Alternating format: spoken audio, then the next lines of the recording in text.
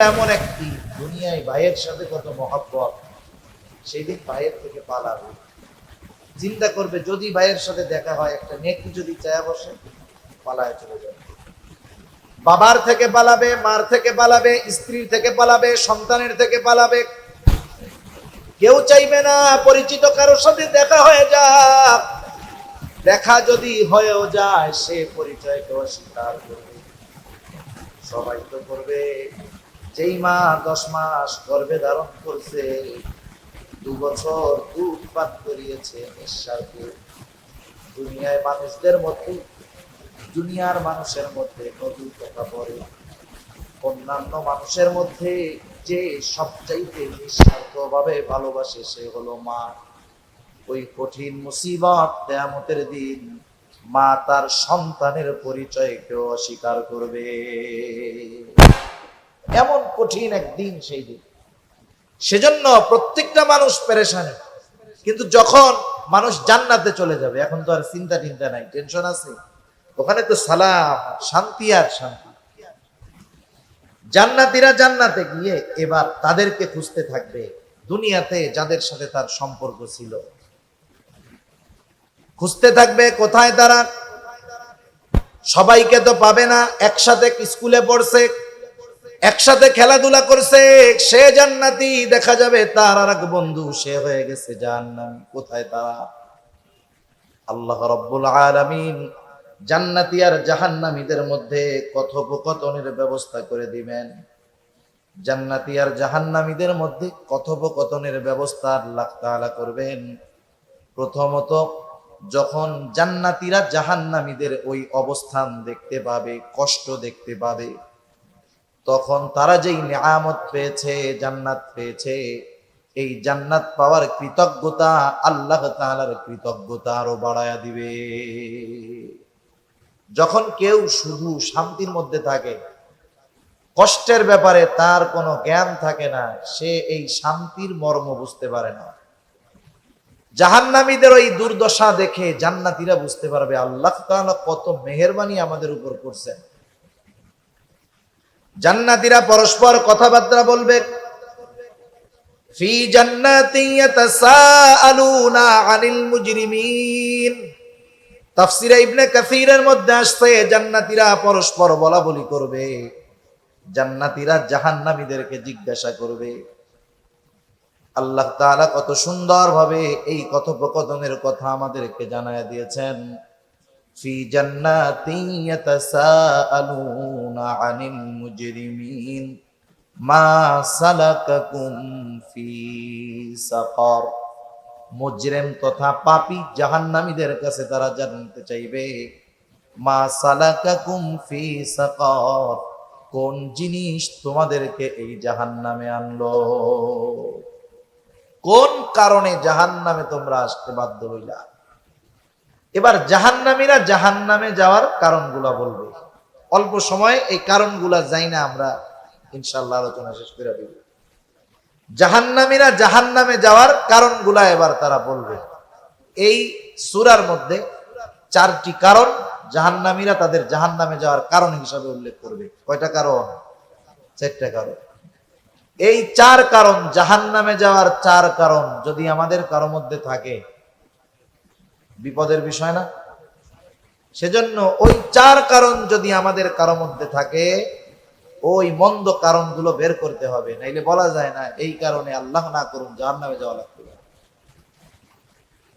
জাহান্নামীরা বলবে, ক্বালু লাম নাকু মিনাল মুসাল্লিন। 1 নাম্বার কারণ, আমরা মুসল্লি ছিলাম না। আমরা তো মনে করি সপ্তাহে একদিন নামাজ পড়লেই সে মুসল্লি, বিষয়টা এমন নয়। আমার আগে হযরত আরশের ছায়ায় যেই 7 শ্রেণীর মানুষ স্থান পাবে, এর মধ্যে একজন হলো সেই ব্যক্তি, রাজুলুন কলবুহু মুআল্লাকুম বিল মাসাজিদ। ওই ব্যক্তি যার অন্তর সর্বদা মসজিদের সাথে থাকে, সে হলো অরিজিনাল মুসল্লি। আর যেই ব্যক্তির অন্তর সর্বদা মসজিদের সাথে থাকে, সে কখনো নামাজ ত্যাগ করে না, সে কখনো নামাজ পরিত্যাগ করে না, বরং তার দুনিয়ার মধ্যে সবচাইতে গুরুত্ব যেই ব্যাপারে থাকে সেটার নাম হলো নামাজ। জাগতিক যত ব্যস্ততা তার থাকুক না কেন, নামাজের সময় হলে তার অন্য কোনো কিছুর আর পেরেশানি থাকে না। সব নামাজের দিকে সে ঝুঁকিয়ে দেয়, নামাজের ব্যাপারে সে চিন্তিত বেশি থাকে।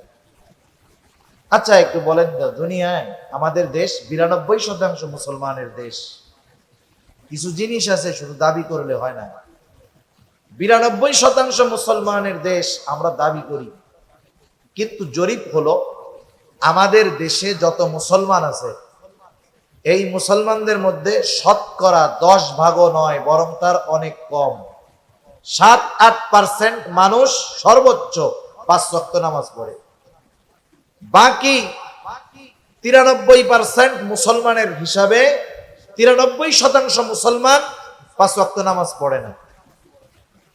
ঢাকা শহর সহ আমাদের গ্রাম অঞ্চলগুলোতেও জুমার দিন মসজিদ ভরে যায়, 5-7 তলা মসজিদ ভরে, বিশাল রাস্তায় জায়গা থাকে না, জ্যাম লেগে যায় ঢাকার মধ্যে। যেই মসজিদে জুমার সময় 7 তলা ভরে, রাস্তা ভরে গেছে সব, ওই মসজিদে আসরের নামাজে নিচের তলায় অর্ধেক ভরে না। অবস্থা কি চিন্তা করে। জুমার নামাজ এত মানুষ পড়ে, এরপরেও জরিপ হলো যে বাংলাদেশে অর্ধেক মুসলমানও জুমার নামাজ পড়ে না। তার মানে হিসাবে আমরা মুসলমানের সংখ্যা যা, তার অর্ধেক ফুল ফিল বেনামাজি, জুমার নামাজও পড়ে না। এগুলা এমনি মুসল্লি তো হইতে পারে নাই, সাপ্তাহিক মুসল্লি হইতে পারে নাই তারা। অথচ চিন্তা করে দেখেন নামাজ কত গুরুত্বপূর্ণ একটা ইবাদত। যে কথা বলতে চেয়েছিলাম, দুনিয়ার মানুষ যারা বেনামাজি, নামাজ পড়ে না, নামাজের গুরুত্বটা কিন্তু বোঝে, নামাজ যে ফরজ এটা বোঝে, কিন্তু নামাজ পড়ে না। এর কারণটা কি? আপনাদের বাজারে যারা বেনামাজি, জিজ্ঞাসা করবেন, ব্যবসায়ী যদি হয়, নামাজ পড়ো না কেন? বলে ভাই আসর মাগরিব এশা এই 3 ওয়াক্ত এমন এক ওয়াক্ত, এই টাইমে দোকানের মধ্যে ক্রেতা আসে বেশি, তাই না? তার মানে সে নামাজ না পড়ার কারণ হলো জীবিকা উপার্জন, রিজক অন্বেষণ করতে গিয়ে সে নামাজ পড়ে না। যেই ব্যক্তি রিক্সা চালায়, অটো চালায়, সিএনজি চালায়, জিজ্ঞাসা করেন নামাজ পড়ো না কেন? সে বলবে সময় পাই না, পেটের চিন্তা কইরাই তো অস্থির, কামাই রোজগার ভালো হয় না, নামাজ পড়বো কেমনে? আমাদের একটা চিন্তাধারা এমন হয়ে গেছে যে আমরা মনে করি শরীয়তের বিধিবিধানগুলা মান্য করলে শুধু মনে হয় পরকালের কল্যাণ, দুনিয়ার কোনো মনে হয় কল্যাণ নাই। আমাদের ধারণাটা ওইরকম যে আমরা যদি শরীয়তের হুকুম আহকাম মেনে চলি, লাভ পরকালে, দুনিয়ার মনে হয় কোনো লাভ নাই। যদি দুনিয়ার লাভটা বুঝতো সাধারণ মানুষ, ব্যবসায়ী দোকান বন্ধ করে তাহলে নামাজ পড়তো। আল্লাহ তাআলা কত সুন্দরভাবে জানায় দেন, নামাজ পড়লে শুধু পরকালের লাভ না, দুনিয়ার লাভ আছে না নাই? তাইলে আমরা ছোট্ট একটু আলোচনায় জানতে পারলাম, মানুষ, অধিকাংশ মানুষ নামাজ না পড়ার অন্যতম একটি কারণ রুজি রোজগার করার জন্য নামাজ পড়ে না, টাইম পায় না, ঠিক না? এখন বলেন রিজিকের মালিক কে? আর একটু জোরে কর না, কে? আল্লাহ তাআলা কি বলেন আমরা একটু শুনি। আল্লাহ তাআলা বলেন ওয়া'মুর আহলাকা বিস-সালাতি ওয়াসতাবির আলাইহা লা নাসআলুকা রিজকা। আল্লাহ রাব্বুল আলামিন বলেন ওয়া'মুর আহলাকা বিস-সালাতি ওয়াসতাবির আলাইহা, তুমি তোমার পরিবার পরিজন অধীনস্থদেরকে নামাজের আদেশ করো, তো তারাও পড়বে, তাদেরকেও পড়াও, তুমিও তার উপরে অটল থাকো, তুমিও নামাজি হও। কারণ একা নামাজ পড়লে হবে না, একা জাহান্নাম থেকে বাঁচলে হবে না। কারণ আল্লাহ তাআলা বলেন ইয়া আইয়ুহাল্লাযীনা আমানু কু আনফুসাকুম ওয়া আহলিকুম নারা। আল্লাহ তাআলা বলেন হে ঈমানদারেরা, তুমি নিজে এবং তোমার অধীনস্থদেরকে জাহান্নামের আগুন থেকে বাঁচাও। দুনিয়ার অনেক নেককার মানুষ, ভালো মানুষ, দিনদার মানুষ, আখিরাতে এই যে তার অধীনস্থদেরকে দ্বীনের উপরে চলার আদেশ নির্দেশ না দেওয়ার কারণে দুনিয়ায় ভালো আমল করনেওয়ালা লোকটা কিয়ামতে এদের কারণে ধরা খেয়ে যাবে।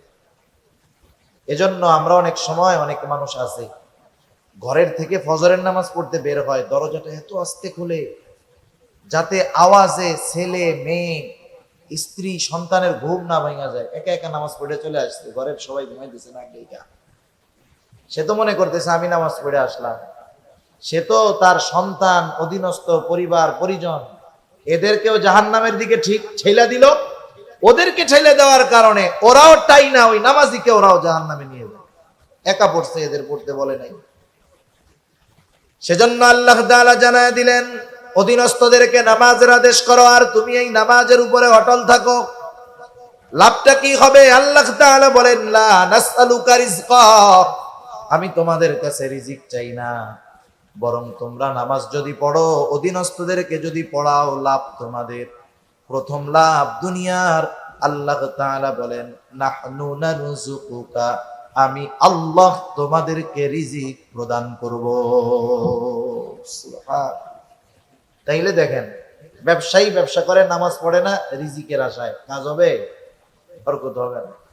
সেজন্য নামাজ পড়লে দুনিয়ায় রিজিকের ব্যবস্থা আল্লাহ তাআলা করে দিবেন। শত ব্যস্ততা থাক, কাজ থাক, আমরা 5 ওয়াক্ত নামাজ পড়ব। 5 ওয়াক্ত নামাজ সুন্দরভাবে পড়তে একেবারে ধীর স্থিরতার সাথে সাথে। সাধারণ মুসল্লিরা তো আর সূরা বাকারা আল ইমরান দিয়ে পড়বে না, ওনরা তো শেষের 5-7টা সূরা দিয়ে পড়বে, 10টা সূরা দিয়ে পড়বে। ওই সূরাগুলা দিয়ে সুন্দরভাবে 4 রাকাত নামাজ পড়তে 10 মিনিট লাগবে, একেবারে সহি শুদ্ধভাবে।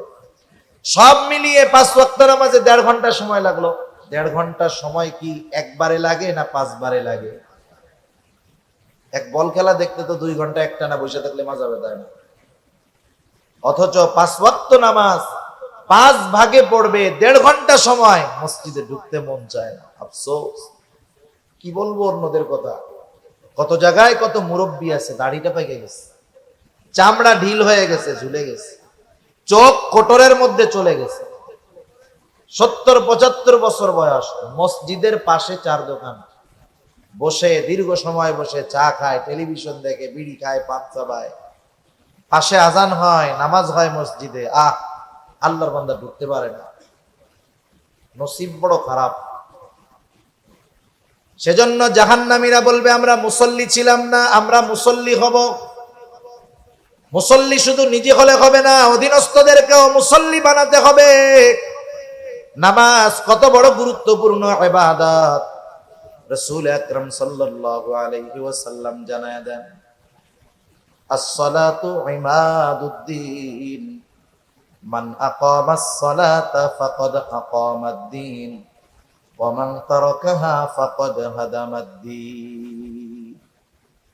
নবীজি সাল্লাল্লাহু আলাইহি ওয়াসাল্লাম বলেন নামাজ হলো দ্বীনের স্তম্ভ। মান আকামাস সালাহ, যে নামাজ কায়েম করে সে দ্বীন প্রতিষ্ঠা করে। সুবহানাল্লাহ। বলেন তো আপনাদের এলাকার বেনামাজি যারা মুসলমান ঘরের সন্তান, একজন দিনদার মানুষ গিয়ে যদি ওই বেনামাজি মুসলমানকে বলে চল আমরা দিন ধ্বংস করব, বেনামাজি ওরে যদি বলা হয় চল আমি আর তুই গিয়া দিন ধ্বংস করব, বেনামাজি বলবে তুমি নামাজ পড়ে কি করলে, আগে পিটাবে ওরে, ঠিক না? বলে তুমি নামাজ পড়ো আবার দিন ধ্বংস করতে চাও। অথচ ও বেনামাজি, ও জানে না যে ও নামাজ না পড়ে নিজেই দিন ধ্বংস করতেছে। নবীজি এরপরে বলেন নমান তারাকাহা আইয়ামান তারাকাস সালাতা ফাকাদ হাদামাদ-দ্বীন, আর যে নামাজ ছেড়ে দিল সে দিন ধ্বংস করলো। তাহলে বেনামাজি দিন ধ্বংসকারীদের একজন। চিন্তা করে দেখছেন বেনামাজির অবস্থা কত খারাপ। শুধু তাই না, রাসূলুল্লাহ সাল্লাল্লাহু আলাইহি ওয়াসাল্লাম জানায় দেন আউয়ালু মা ইউহাসাবু বিহিল আবদু ইয়াউমাল কিয়ামাতিস সালাহ, কিয়ামতের দিন সর্বপ্রথম নামাজের হিসাব হবে। যার নামাজের হিসাবটা সহজ হয়ে যাবে, আল্লাহ রাব্বুল আলামিন তার বাকি হিসাবগুলা সহজ করে দিবে। সেজন্য মুমিন হিসাবে জান্নাতে যেতে হলে জাহান্নাম থেকে বাঁচতে হলে করো জোরে আপনাদের কাছে অনুরোধ করে বলতেছি, যারা নামাজ পড়েন তো আলহামদুলিল্লাহ, যারা পড়েন না মাঝে মধ্যে দুই এক তো পড়েন, দুই এক তো পড়েন না, জাহান্নামের কথা চিন্তা করে হলেও 5 ওয়াক্ত নামাজটা পড়েন, শত ব্যস্ততার মধ্যে হলেও পড়েন। হয়তো প্রথম প্রথম কষ্ট লাগবে, এরপরে এক সময় অভ্যাস হবে, এরপরে এক সময় নামাজ না পড়লে আর ভালো লাগবে না, ঠিক কিনা বলেন? এখন পড়তে কষ্ট হইতেছে, আর এক সময় না পড়লে ভাল লাগবে না। তাহলে জাহান্নামীরা জাহান্নামে যাওয়ার প্রথম কারণ বলল লাম নাকু মিনাল মুসাল্লিন, আমরা মুসল্লি ছিলাম না। নামাজ তো এমন এক ইবাদত, নামাজের মাধ্যমে আল্লাহ তাআলার সাথে বান্দা সবচাইতে নৈকট্য অর্জন করে। শুধু তাই না, দুনিয়ার প্রয়োজন নামাজের মাধ্যমে আল্লাহ তাআলার কাছ থেকে প্রয়োজন মেটানো যায়। সালাতুল হাজতের মাধ্যমে এরপরে আল্লাহ তাআলা জবাব দেয়। সুবহানাল্লাহ। বান্দা সেজদার মাধ্যমে আল্লাহ তাআলার সবচাইতে নৈকট্য অর্জন করে। ওয়াসজুদ ওয়াকতারিব, সেজদা করো আর নৈকট্য অর্জন করো। সুবহানাল্লাহ। রাসূল আকরাম সাল্লাল্লাহু আলাইহি ওয়াসাল্লাম অন্তরের প্রশান্তি আনয়নের জন্য সালাত নামাজ পড়তেন।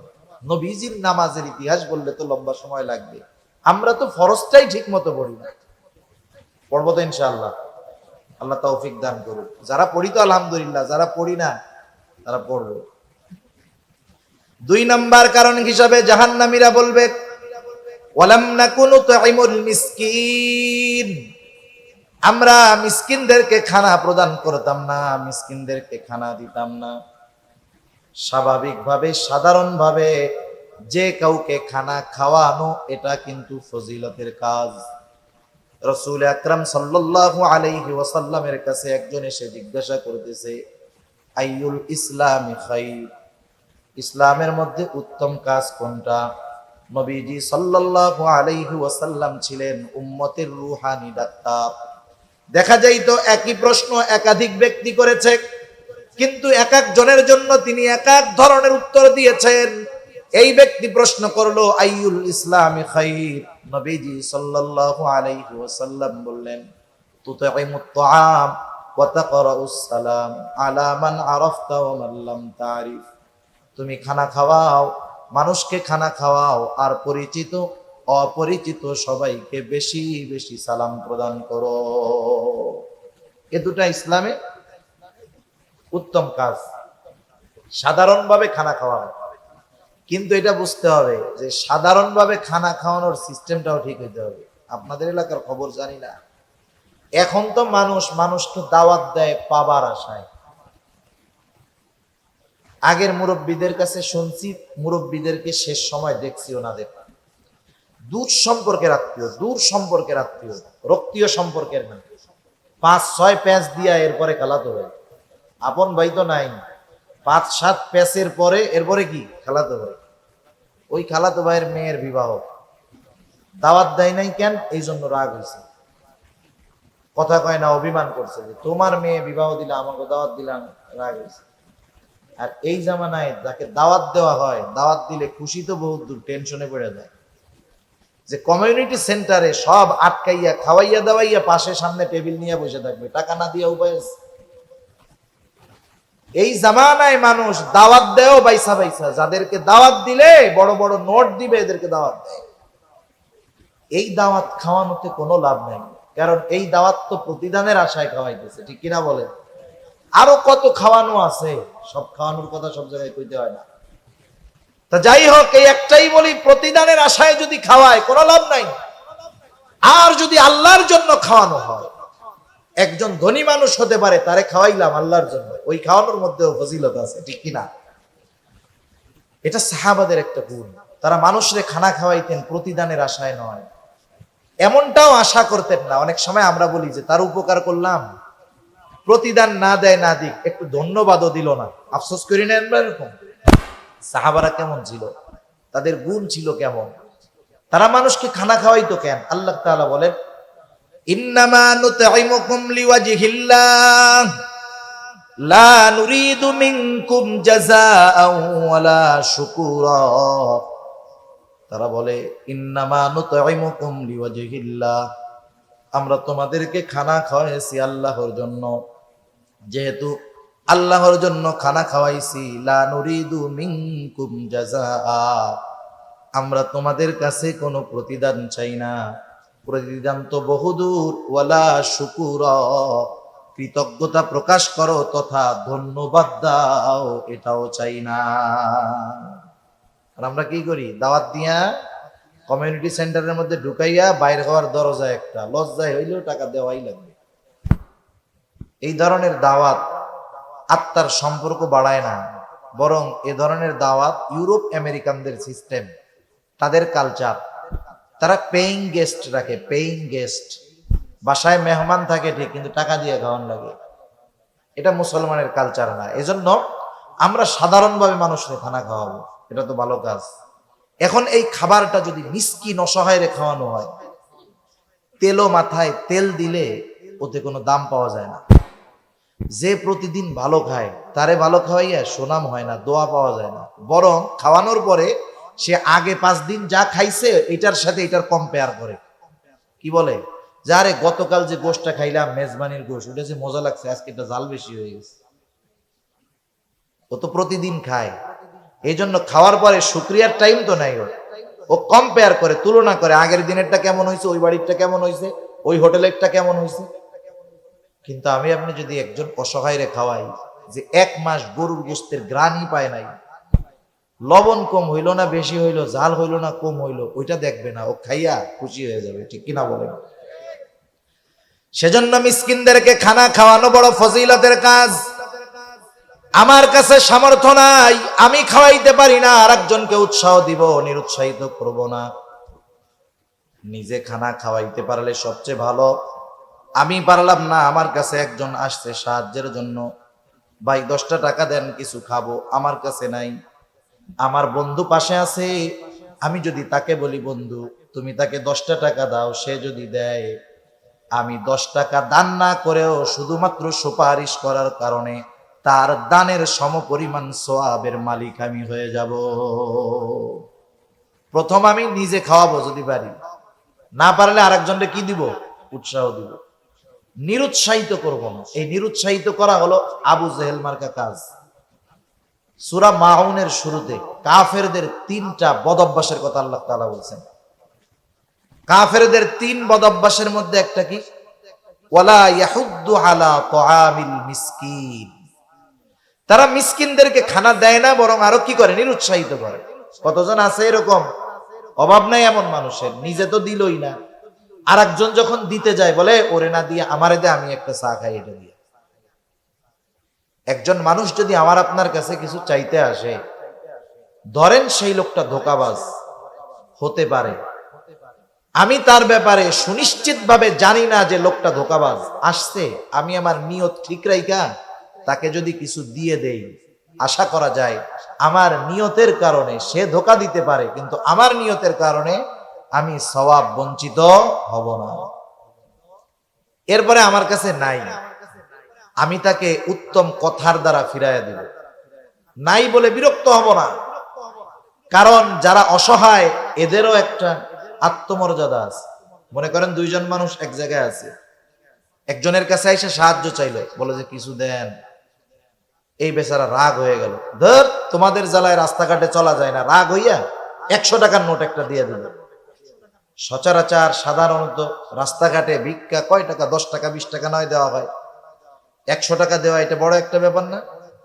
100 টাকা দিছে, কিন্তু ব্যবহার করছে কি? খারাপ। পাশে আরেকজনের কাছে গেছে, তার কাছে নাই, সে দিতে পারে নাই, সে সুন্দর ভাষায় বলছে ভাই এখন তো আমার কাছে নাই, তুমি পরে যদি আসো দেখা কইরো, ইনশাআল্লাহ আমি দিব, আইসো। হ্যাঁ, সুন্দর একটা হাসি দিল, কিন্তু দিতে পারলো না। বলেন তো ওই গরিব মানুষ খারাপ আচরণকারীর 100 টাকা পেয়ে নাকি ওই লোকটা দেয় নাই তার সুন্দর আচরণ পেয়ে খুশি হবে? সুন্দর আচরণে খুশি হবে। এজন্য উত্তম কথা, উত্তম আচরণ, এটাও একটা ভালো কাজ। তাহলে মিসকিনদেরকে খানা না দেওয়া, অপরকে নিরুৎসাহিত করা, এটা কাফেরদের অভ্যাস। কাদের অভ্যাস? একটু জোরে বলেন না, কাদের অভ্যাস? কাফেরদের অভ্যাস। যারা মিসকিনদেরকে খানা দেয় না, অপরকে দিতে নিরুৎসাহিত করে, তারা দুনিয়াতে রিজিক সংকীর্ণতায় পড়বে। দুনিয়াতে থাকবে মাগার খাইতে পারবে না। আছে না এরকম অনেক মানুষ? আল্লাহ কত টাকা পয়সা দিছে, বয়স 35-40 বছর, আল্লাহ তাআলা গলায় ক্লোজ করে দিছে, কিছু খাইতে পারে না। এমন রোগ আল্লাহ তাআলা দিছে, যেই লোক চাইলে ডেলি 2টা গরু জবাই দিয়া মেজবানি খাইতে পারে, খাওয়াইতে পারে। এমন রোগ হয়ে গেছে 40 বছর বয়সে, ডাক্তার বলছে বাঁচতে চাইলে আমার কথা মতো চলতে হবে। কি করব? বলে ভাত খাইতে পারবা না, গোশতর গন্ধও শুকতে পারবা না, তাহলে খামো কি? বলে তোমার কিডনি সমস্যা, ডায়াবেটিস সমস্যা, হাই প্রেসার, খাবা কি তুমি? তোমার জন্য খাবার হইল আতপ চাউলের যাও। যাও চিনেন?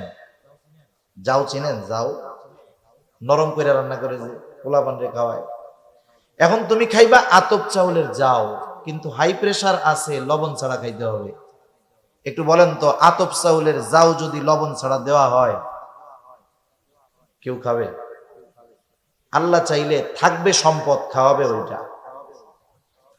সূরাতুল ফাজর, আল্লাহ রাব্বুল আলামিন এই সূরার মধ্যে রিজিক সংকীর্ণতার 4টি কারণ বর্ণনা করেছেন। আল্লাহ তাআলা কোরআনুল কারীমের ওই সূরা ফাজরের মধ্যে বলেন, ফাআম্মাল ইনসানু ইযা মাবতালাহু রাব্বুহু ফাআকরামাহু ওয়া না'আমা। আল্লাহ তাআলা যখন মানুষের পরীক্ষা নেওয়ার জন্য আল্লাহ তাআলা তাকে নিয়ামত দেন, ইযা মাবতালাহু রাব্বুহু ফাআকরামাহু ওয়া না'আমা, তাকে সম্মানিত করেন, নিয়ামত দেন, সম্পদের মালিক বানায় দেন। ওই লোকটা তখন বলতে থাকে, ফায়াকুলু রব্বি আকরামান, আমার রব আমাকে সম্মানিত করেছে। দুনিয়ার মধ্যে অনেক মানুষ আছে, নামাজ রোজা কিছুর ধার ধারে না, কিন্তু সম্পদের মালিক আছে না? আবার তার প্রতিবেশী নামাজ পড়ে, দ্বীনের উপরে চলে, কিন্তু অভাবে জীবন যাপন করে। বলেন তো, এমন দিনদার মানুষ আছে না নাই? এইবার ওই বেনামাজি বদ্দিন সম্পদের মালিক নামাজিরে বলে, নামাজ পড়ে তুই কি করলি? খায় কে, মোটা হয় কে? নামাজ পড়স তুই, বরকত দেয় আল্লাহ আমারে। চিন্তা করছেন কত বড় খারাপের খারাপ? নামাজ কালাম পড়ি না, তাই আল্লাহ কত সম্মানিত করছে, আর যদি পড়তাম তোরা না খায় মুরগি। ও তো ভাবতেছে আল্লাহ ওকে মোহাব্বত করে সম্পদ দিছে। কারুনরে সম্পদ আল্লাহ কম দিছিল? একটু জোরে বলেন না, কম দিছিল? কারুনরে আল্লাহ খুব ভালোবাসে না? ভালোবাসে কারুনরে? হ্যাঁ। তাইলে সম্পদ, পদ পদবি পাইলেই এটা বলা যাবে না যে আল্লাহ ভালোবাসে। সেজন্য আল্লাহ তাআলা সম্পদ মাঝে মধ্যে পরীক্ষা করার জন্য দেন। এরপরে যখন আল্লাহ তাআলা ওয়া আম্মাল ইনসানু ইযা মাবতালাহু ফাকাদারা আলাইহি রিজকা ফায়াকুলু রব্বি আহানান, আবার আল্লাহ তাআলা যখন মানুষের পরীক্ষা নেওয়ার জন্য রিজিকের মধ্যে সংকীর্ণতা দেন, সম্পদ কেড়ে নেন, সম্মান পদ পদবি সব কেড়ে নেন, এইবার ওই লোকটা যখন রিজিক সংকীর্ণতায় ভোগে, সে বলে ফায়াকুলু রব্বি আহানান, আমার রব আমাকে অসম্মানিত করেছে। তাফসীরের মধ্যে মুফাসসিরিনে কেরাম বলেন, মানে সে বলতে চায় যে আমি সম্মানের উপযুক্ত ছিলাম, কিন্তু আমার রব আমারে সম্মানিত করে নাই। নাউযুবিল্লাহ। তাইলে এটা আল্লাহর ব্যাপারে তার কি একটা অভিযোগ দায়ের করছে না? এবার আল্লাহ তাআলা ওই শ্রেণীর মানুষের এই অভিযোগের জবাব দিচ্ছেন যে তোমাদের রিজিকের সংকীর্ণতা কেন হয়েছে। আল্লাহ তাআলা বলেন, কাল্লা বাল্লা তুকরিমুনাল ইয়াতীম। আল্লাহ তাআলা বলেন কখনো নয়, বরং তোমাদের রিজিক সংকীর্ণতার অন্যতম কারণ হলো তোমরা ইয়াতীমকে সম্মান করো না, তথা ইয়াতীমের হক যথাযথভাবে আদায় করো না। এরপরে আল্লাহ তাআলা বলেন, ওয়ালা তাহাদ্দুনা আলা তুআমিল মিসকিন, তোমরা মিসকিনদেরকে খানা দাও না, অপরকে নিরুৎসাহিত করো, নিজেও দাও না। এই কারণে তোমাদের রিজিক সংকীর্ণতা আসছে। তাইলে বিষয়টা আমাদের মাথায় রাখতে হবে, মিসকিনকে খানা না দেওয়া কাফেরদের স্বভাব, মিসকিন অসহায়দের খাবার না দেওয়া কাদের স্বভাব? কাফেরদের স্বভাব। মিসকিনদেরকে যারা খানা দেয় না, অপরকে উৎসাহিত করে না, নিরুৎসাহিত করে, এরা রিজিক সংকীর্ণতায় ভুগবে, রিজিক সংকীর্ণতায় ভুগবে। সুতরাং কেউ যদি চায় যে তার রিজিক প্রশস্ত হোক, রিজিক প্রশস্ত হোক, তাহলে সে মিসকিনদেরকে খানা খাওয়াবে। আমরা খানা খাওয়াবো ইনশাআল্লাহ। এরপরে জাহান্নামীরা তাদের জাহান্নামে যাওয়ার 3 নাম্বার কারণ হিসাবে বলবে, আমরা অহেতুক মজলিসের মধ্যে, অনর্থক মজলিসের মধ্যে বসে সময় ক্ষেপণ করতাম। ওয়া কুন্না নাখুদু মাল খাইদিন। এই যে অনর্থক মজলিসগুলা প্রত্যেক বাজারে চায়ের দোকানে আছে না নাই? আছে। চার দোকানের মজলিস, ওই জায়গায় উকিল, ব্যারিস্টার, ইঞ্জিনিয়ার, ডাক্তার সব পাওয়া যায়। রাজনীতিবিদ, কূটনীতিবিদ, সমাজনীতিবিদ সবাই ওই জায়গায় থাকে। চার দোকানে একসাথে সবগুলো পাওয়া যায়। দুনিয়ার যত গীবতের মজলিস, মিথ্যা কথার মজলিস, এই চার দোকানগুলো। আবার চায়ের দোকানে যদি টেলিভিশন না থাকে, ও দোকানের ব্যবসা শেষ। চিন্তা করে দেখেন, এই যে মজলিসগুলোর মধ্যে আমরা বসি, এই মজলিসগুলা জীবনের দুনিয়ার উপকার আছে এই মজলিসে, আখেরাতের উপকার আছে। বরং অনর্থক মজলিসে সময় ব্যয় করে আমার আমলনামা গোনা দ্বারা আমরা আরো ভারী করতেছি। হাকিমুল উম্মাত আশরাফ আলী থানভী রাহমাতুল্লাহি আলাইহি এজন্য বলতেন যে তোমরা অনর্থক মজলিসে তো বসবাই না, বরং অনুপস্থিত কোন ব্যক্তির প্রশংসাও তোমরা তোমাদের মজলিসের মধ্যে করবা না। কারণ আপনার মসজিদের ইমাম সাহেব সব মুসল্লির কাছে ভালো না। উনি যদি যুগশ্রেষ্ঠ আল্লাহর ওলিও হয়, মসজিদের ইমাম সাহেব যদি যুগশ্রেষ্ঠ আল্লাহর ওলি হয়, ওই এলাকার সবার কাছে উনি ভালো হবে না।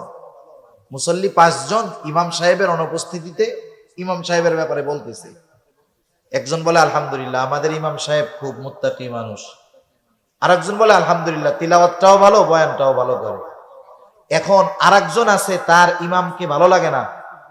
আমার যারে ভাল লাগে না, তার প্রশংসা শুনলে আমার মধ্যে তো অবস্থা খারাপ হয়ে গেছে।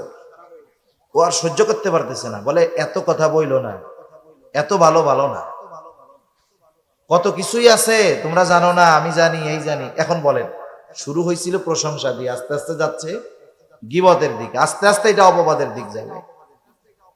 সেজন্য অনর্থক মজলিস গুলা ত্যাগ করার দরকার, দ্বীনি মজলিসে সময় দেওয়ার দরকার। আপনার হাতে অফুরন্ত সময় আছে, কোরআন শরীফ পড়েন। কোরআন শরীফ পড়তে পারি না, আশেপাশে মাদ্রাসা আছে, হেফজখানায় যাইয়া পাশে বসে বসে তিলাওয়াত শুনেন। আলেম ওলামার এলাকা ভরপুর চট্টগ্রাম, ওলামা ইকরামের সাথে বসে কিছু সময় দেন, ইমাম সাহেবের কাছে বসে একটু সময় দেন, মসজিদে একটু বেশি সময় বসে থাকেন, কিছু পড়ার দরকার নাই, এমনিই বসে থাকেন। সেজন্য সময় এটা দামি এক নেয়ামত। এই সময়গুলা যদি অহেতুক অনর্থক মজলিসে আমরা ব্যয় করি, এগুলা আমাদের পাপের কারণ হবে, জাহান্নামে যাওয়ার কারণ হয়ে দাঁড়াবে। তাহলে জাহান্নামীরা জাহান্নামে যাওয়ার 4টি কারণ বর্ণনা করেছে। 1 নাম্বার কারণ, লাম নাকু মিনাল মুসাল্লিন। তারা বলবে আমরা মুসল্লি ছিলাম না, আর আমরা মুসল্লি হব। ওয়ালাম নাকু নুতাইমুল মিসকিন, আমরা মিসকিনদেরকে খানা দিতাম না, আমরা মিসকিনদেরকে খানা দিব। ওয়া কুন্না নাখুদু মাল খাইদিন, আমরা অনর্থক মজলিসের মধ্যে সময় ব্যয় করতাম, আমরা অনর্থক মজলিস থেকে বেঁচে থাকব। 4 নম্বর কারণ হিসাবে তারা বলছে, ওয়া কুন্না নুকাযযিবু বিয়াউমিদ্দিন। কারো মধ্যে যদি আগের 3টা দোষ থাকে, ঈমান যদি ঠিক থাকে, এই 3 দোষ থাকে, নামাজ পড়ে নাই, মিসকিনদের খানা দেয় নাই, অনর্থক মজলিসে বসছে, কিন্তু একটু হইলেও ঈমান নিয়ে মরতে পারছে, সে তো অপরাধের শাস্তি ভোগ করার পর একটা সময় ঈমানের কারণে জান্নাতে যাবে। কিন্তু 4র্থ ত্রুটি যদি কারো মধ্যে থেকে যায়, সে আর কাজ হবে না, অনন্তকাল জাহান্নামে থাকতে হবে। কারণ কিয়ামতের প্রতি বিশ্বাস রাখা ঈমানের 6 স্তম্ভর একটি। ঈমানের ভিত্তি 6টি, এর একটি হলো পরকালের উপরে বিশ্বাস রাখা। আমরা ছোটবেলা মক্তবের মধ্যে পড়ছি, আমাদেরকে 7টা পড়ানো হইতো আর কি।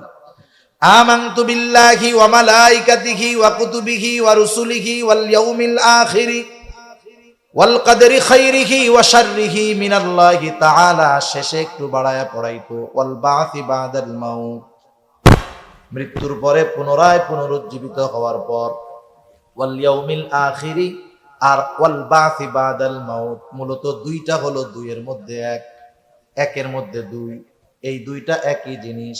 মৃত্যুর পর থেকে নিয়ে বাকি সময়টা হলো পরকাল, এগুলার উপরে বিশ্বাস রাখা। সেই জন্য ঈমানের 6 স্তম্ভের একটি হলো ওয়াল ইয়াউমিল আখিরি, কিয়ামতের উপরে বিশ্বাস রাখা। একটা মানুষ যদি পরকালকে অস্বীকার করে, পরকালকে অবিশ্বাস করে, নিঃসন্দেহে সে বেঈমান। আচ্ছা, জাহান্নামে যাওয়ার কারণ, কিয়ামতকে অস্বীকার করতাম, পরকালকে মিথ্যা মনে করতাম, মিথ্যা প্রতিপন্ন করতাম, এই কথাটা কেন বলা হইল? এই কারণটা কেন সামনে আনা হইল? উলামায়ে কেরাম বলেন, কিয়ামতের প্রতি বিশ্বাস হলো এমন এক বিশ্বাস, পরকালের প্রতি যার যত বেশি বিশ্বাস, দুনিয়ার আমল তার তত সুন্দর। সুবহানাল্লাহ। লিংক কোন জায়গায় দেখছেন? ওই যে শুরুতে বলছিলাম, ডাইন হাতে যে আমল নামা পাইছি, খুশির ঠেলায় বলতেছে আমারটা পয়ড়া দেখো। কেন আমি পাইছি জানো? আমল নামা ডাইন হাতে পাওয়ার কারণ কি জানো? আমি দুনিয়ার মধ্যে এই দৃঢ় বিশ্বাস রাখতাম যে আমাকে হিসাবের কাঠগড়ায় দাঁড়াতে হবে, এই কারণে আমি ডাইন হাতে আমল নামা পাইছি। আমল নামা কি দুনিয়ায় দিবে না পরকালে দিবে? হিসাব দুনিয়ায় হবে না পরকালে হবে? সেজন্য আখিরাতের জবাবদিহিতার ভয় মানুষকে বাস্তব মানুষে পরিণত করে। আল্লাহর সামনে জবাবদিহিতার ভয় মানুষের আমলকে সুন্দর করে। দুনিয়ার সিস্টেমটা দেখেন না, দুনিয়াতে যদি যেই এলাকায় যেই দেশে জবাবদিহিতা নাই, অপরাধের যথোপযুক্ত শাস্তি নাই, সম্ভবত অ্যারিস্টটল উনি বলেছেন, যেই সমাজে, যেই রাষ্ট্রে, যেই দেশে অপরাধীর যথাযথ শাস্তি হয় না, ওই সমাজে আইন করে অপরাধ নির্মূল করা যায় না। অপরাধ নির্মূলের জন্য অপরাধীর যথোপযুক্ত শাস্তি হতে হবে। কিন্তু বর্তমান দুনিয়ার দিকে তাকান, শুধু বাংলাদেশ না, তামাম দুনিয়ার দিকে তাকান, 7 খুন করে সে রাজার হালে থাকে, কিন্তু মাসি একটা মাইরা সে এখন ফাঁসির অপেক্ষায় বসে রয়েছে জেলখানায়। দুনিয়ার অবস্থাটা এরকম। তাইলে বলেন, এ জায়গায় কি ইনসাফ আছে? ন্যায় বিচার আছে? জবাবদিহিতা আছে? দেশের টাকা সব আর এক জায়গায় চলে যাচ্ছে, দুর্নীতির উপরে দুর্নীতি হচ্ছে, কোনো জবাবদিহিতা নাই, যার কারণে দিন যাচ্ছে, আইন কঠোর হচ্ছে, কিন্তু অপরাধ যাইতেছে না। এটা দুনিয়ারও নিজাম। সেজন্য আখিরাতের জবাবদিহিতার চিন্তা, ভয়, ভীতি যখন আমাদের মধ্যে যথাযথভাবে ঢুকে যাবে, যে আমার জীবনের প্রত্যেকটা মুহূর্তের হিসাব আল্লাহর সামনে দিতে হবে, প্রত্যেকটা মুহূর্ত, সেকেন্ড না, মুহূর্তের হিসাব আমাকে আল্লাহর সামনে দিতে হবে, এই চিন্তা সর্বক্ষণ যার মধ্যে থাকবে, তার চরিত্র মানুষের সামনে যেমন হবে, মানুষের অন্তরালে একাকী তার চরিত্র সমান হয়ে যাবে। কারণ ওর চিন্তা থাকবে, মানুষের সামনে অপরাধ করলেও আল্লাহর সামনে আমাকে হিসাব দিতে হবে। একেবারে একাকী ঘরের মধ্যে অন্ধকারেও যদি আমি অপরাধ করি, এর হিসাব জবাবদিহিতা আমাকে আল্লাহর কাছে দিতে হবে। সেজন্য আখিরাতের চিন্তা মানুষের আমলকে সুন্দর বানায়। আখিরাতের প্রতি বিশ্বাস যার যত বেশি, দুনিয়ায় তার আমলটা তত সুন্দর হয়, তার আমলটা তত ভালো হয়, দুনিয়ার জীবনটা তার তত গোছালো হয়। এখন ওরা বলতেছে এইভাবে তো চলতেছে জীবন, দুনিয়ার জিন্দেগি তো এভাবে চলতেছে, হায়াত তো এক সময় শেষ হবে, তাই না? মালাকুল মউতের আগমনের মাধ্যমে হায়াত শেষ হবে। এবার তারা বলতেছে হাত্তা আতানাল ইয়াকিন, এভাবে চলতেছে, একটা সময় দৃঢ় সত্য আমাদের কাছে চলে আসলো। ইয়াকিন এর অর্থ, এর উদ্দেশ্য হলো মাউত। আল্লাহ তাআলা কোরআনুল কারীমের আরেক জায়গায় বলেন, ওয়া'বুদ রাব্বাকা হাত্তা ইয়াতিয়াকাল ইয়াকিন, আপনি আপনার রবের ইবাদত করেন কোন পর্যন্ত? হাত্তা ইয়াতিয়াকাল ইয়াকিন, দৃঢ় সত্যর আগমন পর্যন্ত, তথা মৃত্যুর আগ পর্যন্ত। এভাবে জীবন চলতেছে, একটা সময় মউত চলে আসছে, আমি আর ফিরে যেতে পারি নাই, ভালো কাজ করতে পারি নাই, তাওবা করতে পারি নাই, নেক আমল করতে পারি নাই। মৃত্যুর পরে যারা দুনিয়াতে ভালো কাজ করে না, গুনার কাজ করে, মৃত্যুর পরে আফসোস হবে, আকাঙ্ক্ষা হবে আবার দুনিয়ায় ফিরে আসতে যদি পারতাম, ভালো কাজ করতাম। আশা হবে, আকাঙ্ক্ষা হবে, কিন্তু দুনিয়ায় কি ফিরে আসা যাবে? ফিরে আসা আর যাবে না। সেজন্য আমরা দুনিয়াতে থাকতে থাকতেই ভালো কাজগুলা করতে হবে। জাহান্নামীদের জাহান্নামে যাওয়ার যেই 4টি কারণ আমরা জানলাম, এগুলা যদি আমাদের মধ্যে থাকে, কারণগুলা বের করতে হবে। আল্লাহ সুবহানাহু ওয়া তাআলা আমাদের সবাইকে কথাগুলা অনুযায়ী যথাযথভাবে আমল করবার তৌফিক দান করুন। সকলে বলি আমিন, আরো জোরে বলি আমিন। ওয়া আখিরু দাওয়ানা আনিল হামদুলিল্লাহি রাব্বিল আলামিন। আসসালামু আলাইকুম ওয়া রাহমাতুল্লাহি ওয়া বারাকাতুহু। এই যে যুবকেরা প্রথমবার আয়োজন করছে।